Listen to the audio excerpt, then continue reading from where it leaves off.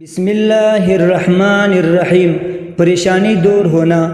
جو کوئی کسی پریشانی میں مبتلا ہو گیا ہو اور چاہتا ہو کہ اس کی پریشانی دور ہو جائے تو اس سے چاہیے کہ وہ باوضو حالات میں بکثرت یا حیو یا قیوم پڑھے اور پھر بارگاہ الہی میں اپنی پریشانی کو رفع کرنے کی غرض سے دعا مانگے۔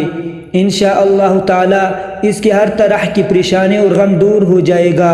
امام ترمذی رحمہ اللہ تعالی عنہ نے حضرت ابو ہریرہ رضی اللہ تعالی عنہ سے روایت کی ہے کہ وہ فرماتے ہیں کہ حضور نبی اکرم صلی اللہ علیہ وسلم کو جب کوئی غم پہنچتا تو آپ صلی اللہ علیہ وسلم اپنا سر مبارک آسمان کی طرف اٹھاتے ہوئے فرماتے، سبحان اللہ العظیم، سبحان اللہ العظیم، اور جب دعا میں کوشش کرتے تو فرماتے، یا حیو یا قیوم، یا حیو یا قیوم۔